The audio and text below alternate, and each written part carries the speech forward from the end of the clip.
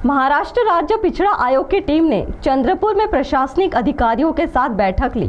तो आइए जानते हैं इस बैठक के संदर्भ में आयोग के सदस्य तथा अध्यक्ष ने क्या जानकारी दी।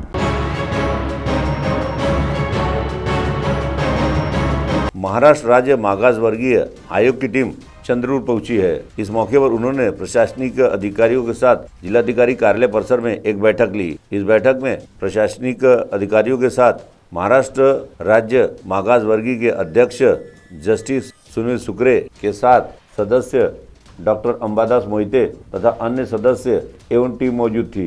तो आइए सुनते हैं इस बैठक के संबंध में महाराष्ट्र राज्य मागास वर्गीय आयोग के सदस्य डॉक्टर अंबादास मोहिते ने क्या जानकारी दी। नमस्कार। असं आहे, महाराष्ट्र राज्य मागासवर्ग आयोगाची आज चंद्रपूरमध्ये जी मीटिंग आहे, आमचे अध्यक्ष जस्टिस सुनील शुक्रे यांच्या नेतृत्वात पूर्ण आयोग आज इथे चंद्रपूरमध्ये उपस्थित आहे। आज पहिल्यांदा आम्ही प्रशासनासोबत मीटिंग घेतली, ज्याच्यामध्ये की प्रशासनाचे या वेगवेगळ्या याच्यातल्या संदर्भातली काय मतं आहेत किंवा त्यांच्या काय अडचणी आहेत त्याही आम्ही जाणून घेण्याचा प्रयत्न केला। आणि दुसरीकडे विविध जात समूहांचे जे काही प्रतिनिधी आलेले होते त्यांचे निवेदन घेणं आणि त्याच्यावर चर्चा करणं सुरू आहे। खऱ्या अर्थाने म्हणजे आयोग आपल्या दारी या पद्धतीने आम्ही या ठिकाणी आलो आहे, कारण सगळ्या लोकांना मुंबई पुण्याला येणं शक्य नसतं आणि त्यांना सोयीचंही व्हावं की त्यांचं म्हणणं काय आहे। काहींचं म्हणणं असतं की आम्हाला या जात समूहाला या कॅटेगरीमध्ये इन्क्लूड करा, काहींचं त्याच्या विरुद्ध काही मत असतं, पण ते सगळे काही पुरावे घेऊन येणं असं काही, कारण लोकांचं भरपूर काही असतं, तर सगळ्या शिष्टमंडळांना इतक्या दूर येणं मुंबई पुण्याला परवडत नाही। तर आम्हीच स्वतः आलेलो आहे, लोकांशी चर्चा करतो आहे, त्यांचं नीटपणे ऐकून घेतो आहोत आणि त्याच्यानुसार जे काही तथ्यावर आधारित ज्या काही बाबी असतील त्याच्यानुसार आयोग निर्णय घेईल। पण एक जनतेला सोयीचं व्हावं याकरता आयोग आज चंद्रपूरमध्ये आलेला आहे। वहीं इस बैठक को लेकर महाराष्ट्र राज्य मागास वर्गीय आयोग के अध्यक्ष सुनील सुकरे ने भी मीडिया को जानकारी दी। आजची ही आमची जी बैठक आहे राज्य मागासवर्गीय आयोगाची, ही अशा प्रकारची जिल्हा स्तरावर होणारी ही पहिलीच बैठक आहे, विशेषतः विदर्भ रिजनमध्ये।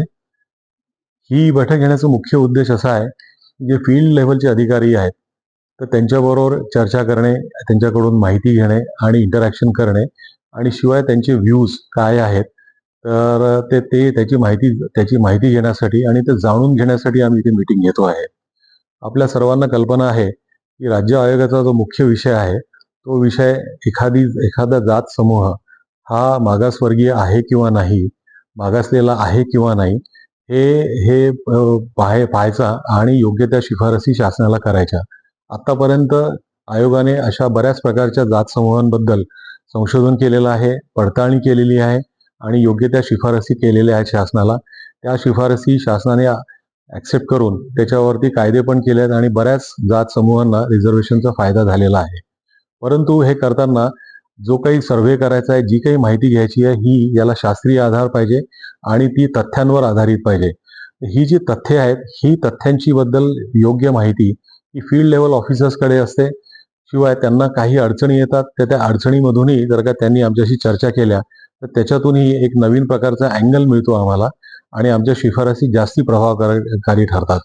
तसंच ज्या काही शासनाच्या मागासवर्गीयांसाठी योजना आहेत त्या योजनांचा फायदा त्या मागासवर्गीयांना होतो आहे किंवा नाही हे पण आम्ही आता पाहायचं ठरवलं आहे। त्याचं कारण असं आहे की ज्या काही आयोगाने शिफारसी केल्या आहेत आणि ज्या मान्य झाल्या आहेत आणि ज्याच्या आधारे रिझर्वेशन लोकांना मिळालेलं आहे बऱ्याच जात समूहांना, तर ते रिझर्वेशनचा त्यांना फायदा नक्की होतो आहे की नाही आणि त्यांना त्यांचा जो स्तर आहे सामाजिक, आर्थिक आणि शैक्षणिक स्तर हा वरच्या लेव्हलला त्यांची उन्नती होते की नाही, वरच्या लेव्हलला येतो आहे की नाही, तर हे आम्हाला बघायचं आहे।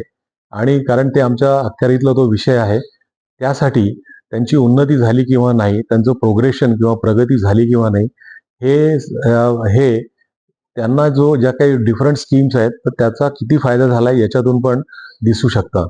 तर ते पण आम्हाला जाणून घ्यायचं आहे आणि अशा सगळ्या उद्देशाने आम्ही इथे आलेलो आहेत।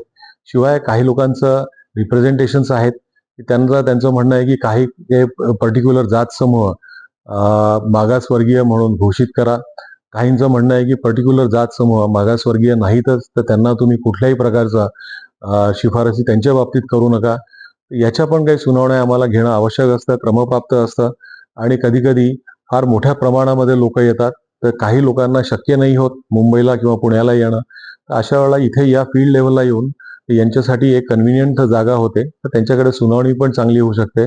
कधी कधी काही इंडिव्हिज्युअल्स असतात की जे कुठल्याही ग्रुपला रिप्रेझेंट करत नाही, पण त्यांच्याकडे फार उपयुक्त अशी माहिती असते. असे जे इंडिव्हिज्युअल्स आहेत त्यांना तर मुंबई किंवा पुण्याला येणं आमच्या ऑफिसेसमध्ये फार अवघड होतं. पण अशा ठिकाणी येऊन म्हणजे जिल्ह्यांच्या ठिकाणी येऊन त्यांना पण आम्ही सुनवाई देऊ शकतो. अशा सगळ्या उद्देशाने आम्ही इथे मीटिंग घेतली आणि आतापर्यंत जी झाली मीटिंग तर ती आमची अगदी फार प्रभावीरित्या फार चांगली झाली. आम्हाला फार उपयुक्त माहिती मिळाली. आमच्याकडूनही काही सूचना देण्यात आल्या आहेत आणि त्या सूचनांचं आम्हाला आशा आहे की नक्कीच पालन करण्यात येईल. ईटीवी के लिए हमारे प्रतिनिधि वैभव गारकर की रिपोर्ट।